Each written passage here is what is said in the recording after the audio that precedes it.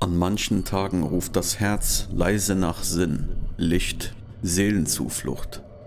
Besonders, wenn der irdische Reichtum groß ist.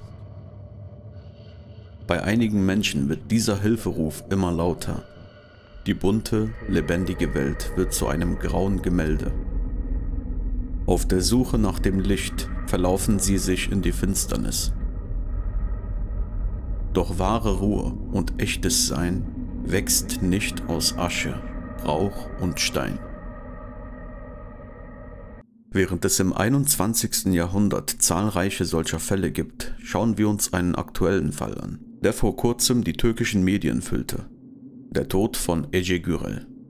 Die 36-jährige Landwirtschaftsarchitektin verließ am 2. März ihre Wohnung im Istanbuler Stadtteil Kaytane und machte sich auf den Weg in den Belgrader Wald. Ein beliebter Ort mit einer schönen Natur.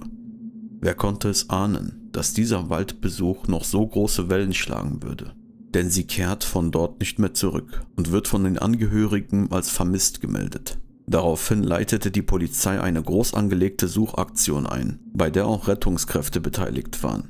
Am 4. März entdeckten die Einsatzkräfte persönliche Gegenstände von ihr, darunter ihr Mobiltelefon und ihre Jacke, was die Suche in diesem Bereich intensivierte.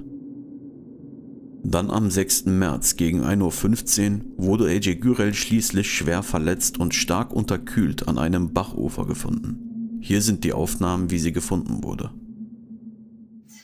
Biraz sonra alacağız onu. Yavaş yavaş alalım mı arkadaşlar? Arkadaşlar, sağlıkçılar bırakabilir sonra yanaştırın. Tamam. Omuz kısmına gir bak.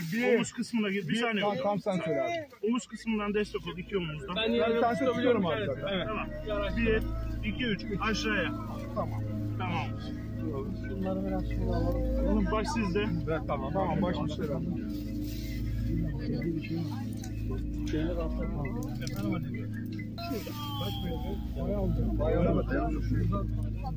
En yakın yardım şuradan. Tamam mı o taraf yerleştirelim? Bekle.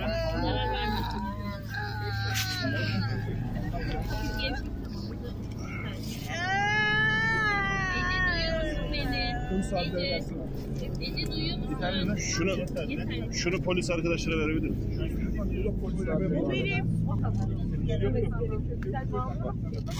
Sie wurde sofort ins Krankenhaus gebracht. Es kommt zu einem Herzstillstand. Sie wird wiederbelebt und kurzzeitig stabilisiert. Doch am 7. März stirbt die junge Frau gegen 3 Uhr an den Folgen der Unterkühlung und Erschöpfung, trotz aller medizinischer Bemühungen. Was ist hier geschehen? Die Familie von Ece Gürel erhob schwere Vorwürfe gegen ihren Arbeitgeber. Sie sei erheblichem Mobbing ausgesetzt und stand unter psychischem Druck. Laut der Aussage einer ihrer Freundinnen wurde sie in der Anwaltskanzlei, in der sie tätig war, gezwungen, beispielsweise die Toiletten zu putzen, obwohl es überhaupt nicht ihrer Position entsprach. Gegen ihren Willen soll sie dazu gedrängt worden sein, die Kündigung zu unterschreiben. Die Polizei prüft, ob es eindeutigere Zusammenhänge zwischen der Arbeitsstelle und ihrem Tod gibt. Im Wald war ihre letzte Nachricht an eine Freundin: Ich habe mich hingesetzt, meine Seele blieb zurück. Diese Aussage bekommt eine etwas andere Farbe, wenn man weiter über ihren psychischen Zustand recherchiert. Details lassen Raum für Spekulationen. Die Autopsie zeigte keine äußerliche menschliche Gewalt. Wieso sollte sie sich aber freiwillig von ihrem Mobiltelefon und ihrer Jacke trennen? Der Zustand ihrer Kleidung und die fehlende Verpflegung setzt die Frage in den Raum: Wie konnte sie 4 Tage im Wald bei dieser Kälte ohne Verpflegung überleben?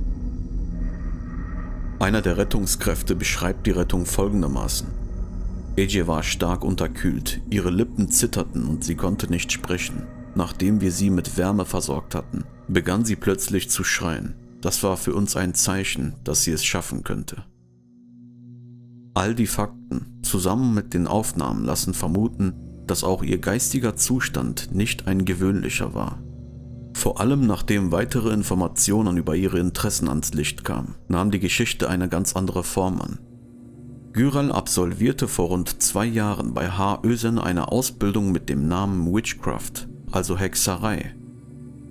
Laut der Nachrichtenagentur DHA hat die Generalstaatsanwaltschaft von Bursa einen Haftbefehl gegen H. Özen erlassen. Sie wird beschuldigt, Ece Gürel eine Hexereiausbildung unter Titeln wie Astrologie, Frequenzen, Alchemie, Heilkräuter, Symbole, Energienutzung, Rituale etc. gegeben zu haben. Die Vorwürfe lauten öffentliche Verbreitung irreführender Informationen, qualifizierter Betrug sowie Verstoß gegen das Steuergesetz. Die Ausbildung habe keine spirituellen Komponenten, auch wenn der Name dies suggeriert, so verteidigte sich Özen.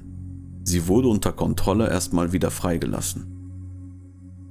Im Zusammenhang mit diesen Behauptungen wurden diese Aufnahmen aus dem Jahre 2023 im Belgrader Wald veröffentlicht.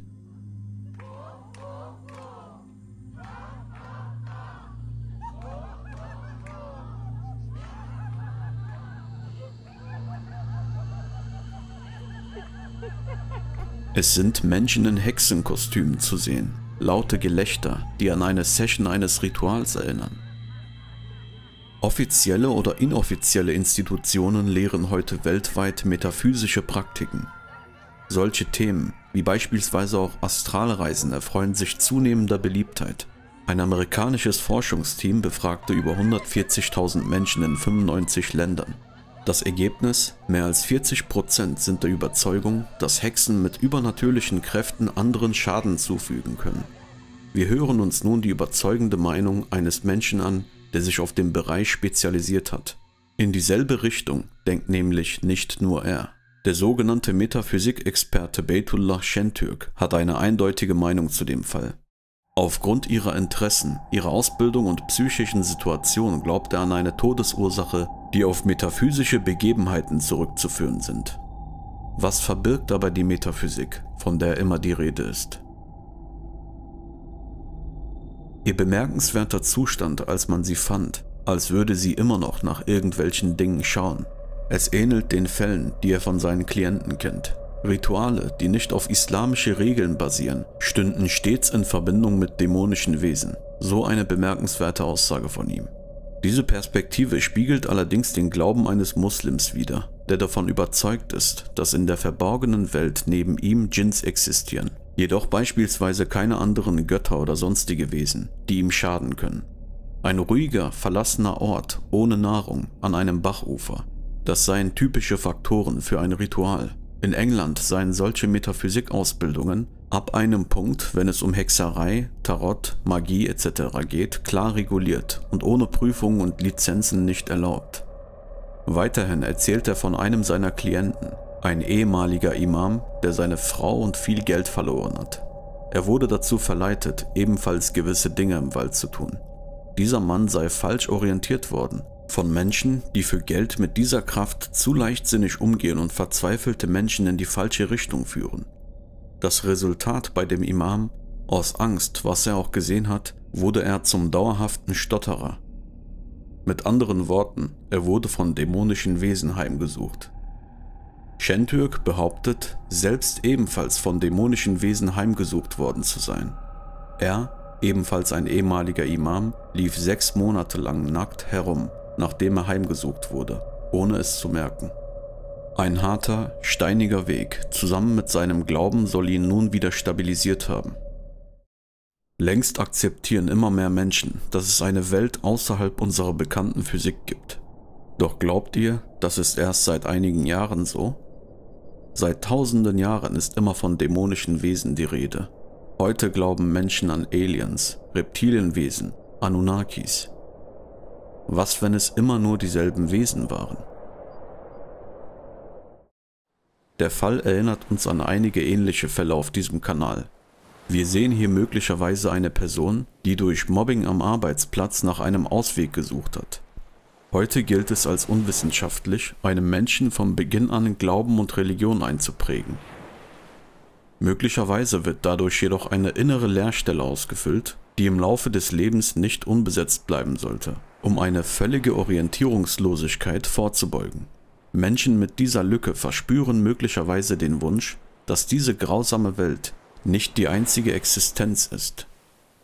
So füllen sie diese innere Leere möglicherweise mit ungeeigneten oder irreführenden Inhalten.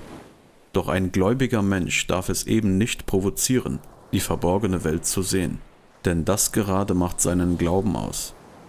Die Welt hat schon manch gute Aufklärer erlebt, die sich durch zu viel Beschäftigung mit den Themen irgendwann für den Messias hielten.